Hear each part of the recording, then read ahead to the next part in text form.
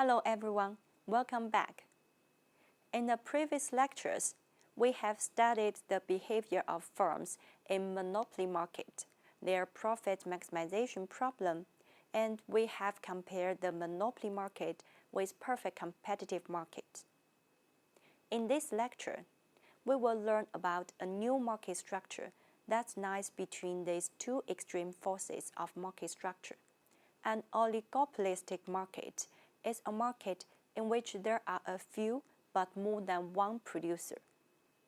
The basic characteristics of the oligopolistic market include the following. First, the number of firms in the market is small. Second, each firm has a large market share, so that each firm has a significant impact on the entire market, and firms are interdependent. Third, firms may produce homogeneous products or may produce differentiated products. Fourth, there is barriers to entry. Existing firms in the oligopoly market already have advantages in terms of scale, reputation, and market share, and it will be difficult for newcomers to enter the oligopoly market. Comparing the characteristics of the perfect competition and the monopoly market, we can see that in the perfect competitive market, the number of firms is very large, so that the behavior of any one firm has little impact on its competitors. In the monopoly market, only one firm exists in the market. There is no competitors, so there is no need to consider the impact that his action may have on its competitors. In an oligopoly market, the number of firms is small, but each firm is large, so that the output or the price decision of each firm will affect its competitors' profits. Interdependence is a key feature in analyzing oligopoly markets. Therefore, in the oligopolistic market, every firm must consider the possible responses of other firms when making decisions, which makes the analysis of decision-making in the oligopolistic market more complicated. Usually, we need to use game theory to analyze decision-making in the oligopolistic market. In the next lecture, we will introduce the basics of game theory in detail. Now, we only need to know that when oligopoly firms choose their own optimal decision, they must take into account the decision of competitors. Each firm will make its own optimal choice and has no incentive to change its own optimal choice. Doing so, the market equilibrium is a Nash equilibrium. That is, given the choice of competitors, each oligopolistic firm has chosen its own optimal decision. No one is motivated to change its choice. If we assume firms are making output decisions simultaneously, such a model is the Kuhnau model, named after the economist Kuhnau, who first proposed it. To simplify the analysis, we only discuss the scenario of duopoly. That is, there are only two firms in the market, and we only consider the situation where manufacturers produce homogeneous goods. Suppose there are two firms that choose output Y1 and Y2 respectively. Then the total supply quantity in this market is Y1 plus Y2. We can know the market price according to the demand function. Given the cost function of the two companies, we can write the profit function pi1 and pi2 of the two firms. Then take the first and the second derivative of the profit function with respect to output decision, such as d pi1 over dy1. You can get the optimal output decision y1 of firm 1. It should be a function of y2. That is, given the output level of firm 2, what is the output level at which firm 1 maximizes profits. We use an example to illustrate the Coulomb model. Suppose the inverse demand function of the market is P equal to 60 minus YT, where YT is the total supply of the market, which is the sum of the output of all firms. The total cost function of firm 1 is C1 equal to Y1 squared. The total cost function of firm 2 is C2 equal to 15Y2 plus Y2 squared. Note that YT equal to Y1 plus Y2 in this market. Let's first look at the output decision of firm 1. Given any amount of Y2, the profit function of firm 1 can be written as this pi1 function. Differentiating pi1 to y1, we can get the first order condition as this function. Rearranging items, you can get y1 equal to r1y2, which is 15 minus 1/4 times y2. We call this function the reaction function of firm 1, which describes the optimal output decision of firm 1 given the output of firm 2. If we draw the reaction function of firm 1 on the coordinate x of y1 and y2, we can express the optimal output decision of firm 1 more intuitively. This line is also called the response curve. Next, we use the same strategy to analyze the output decision of firm 2. First, write down the profit function of firm 2. Then, by taking derivative of pi2 to y2, first order condition equaling to zero gives us y2 equal to r2, which is 45 minus y1 divided by 4. This is also the reaction function of firm 2, describing the optimal output decision of firm 2 given any output level of firm 1. In the same way, we draw the R2 function on the coordinate x to get the response curve of firm 2.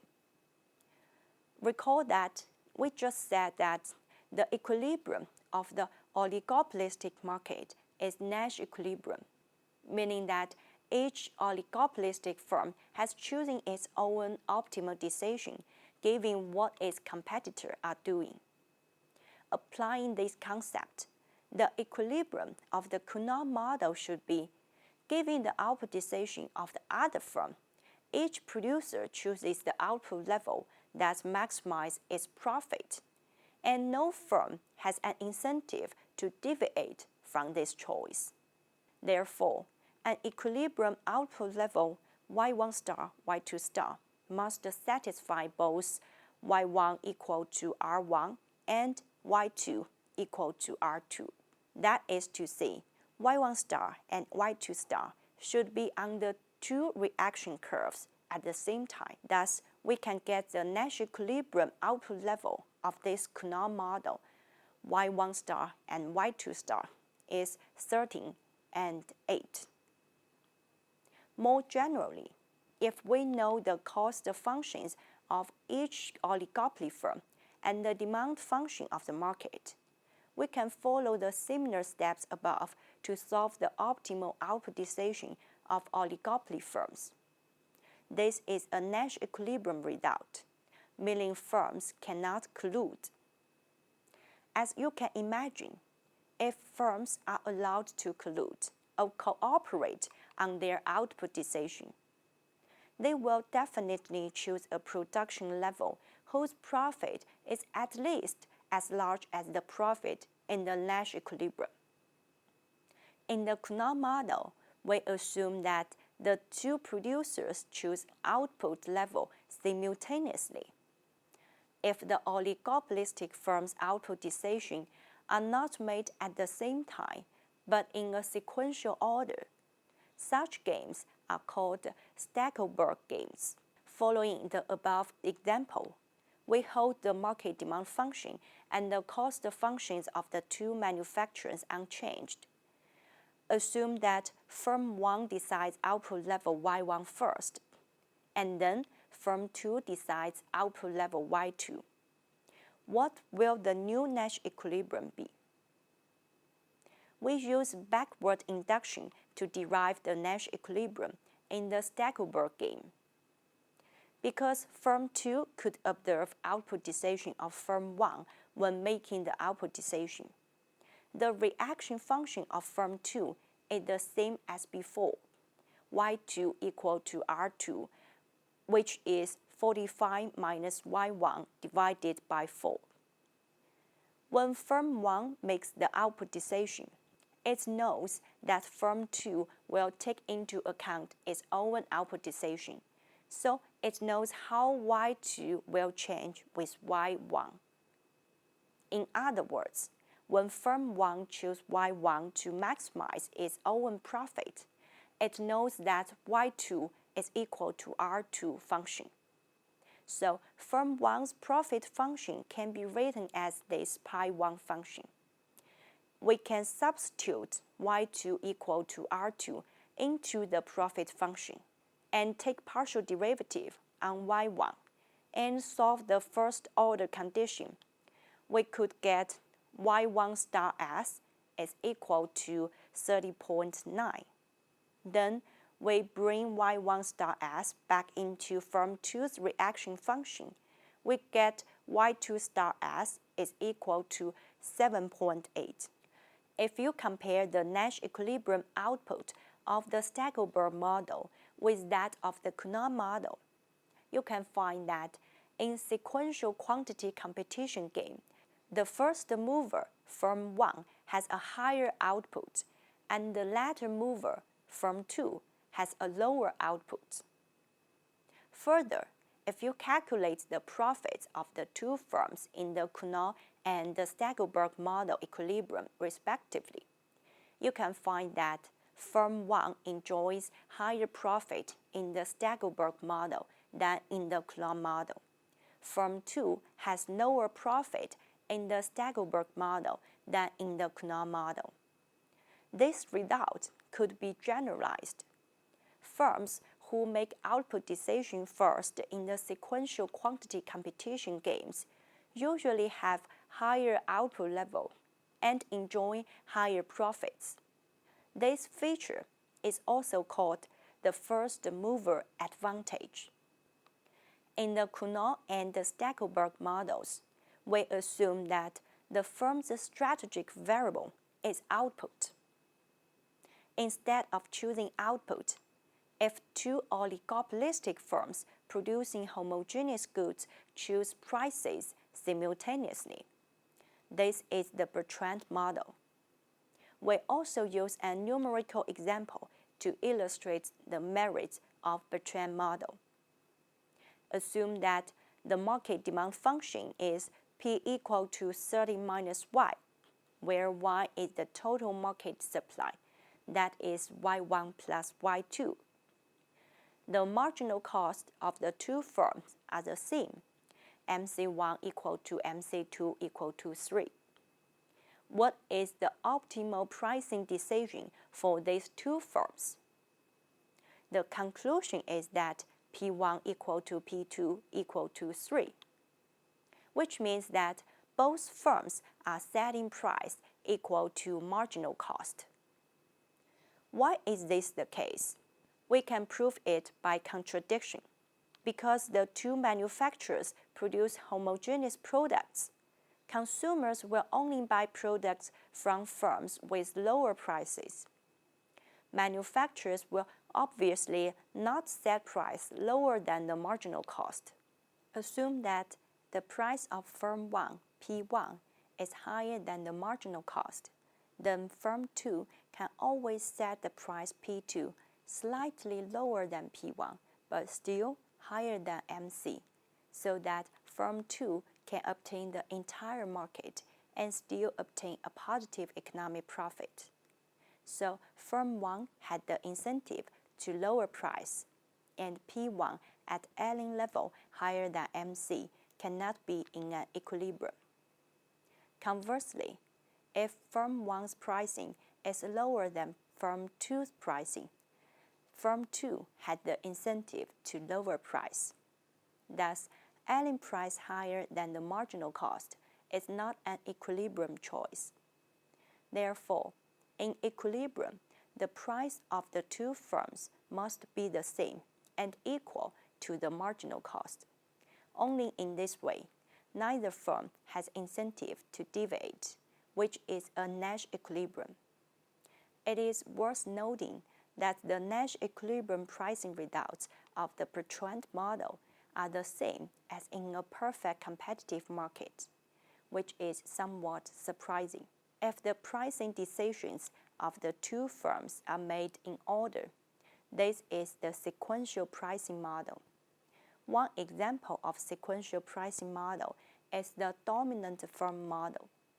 That is, a large firm who has a major share of the market sets the price first to maximize its profit.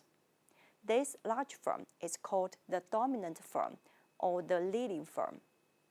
There are many other small firms in this market. They are price takers like those in perfect competitive market and choose their own output level to maximize profit, given the price set by the dominant firm. Their collective supply reaction forms an aggregate supply, YFP, and the leading firm will supply the residual market. The equilibrium price and output decision in this dominant firm model could also be solved by backward induction. Given the market demand function, the cost function of both the dominant firm and the small firms, we first solve the small firm's optimal output decision, which is a function of P.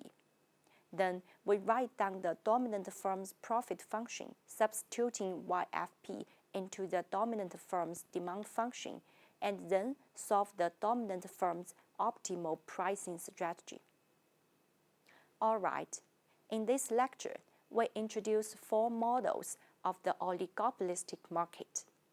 We can divide them from 2 dimensions, whether firms are doing quantity competition or price competition, and whether the decision is made simultaneously or sequentially. In the next lecture, we will introduce some basics of game theory. See you soon.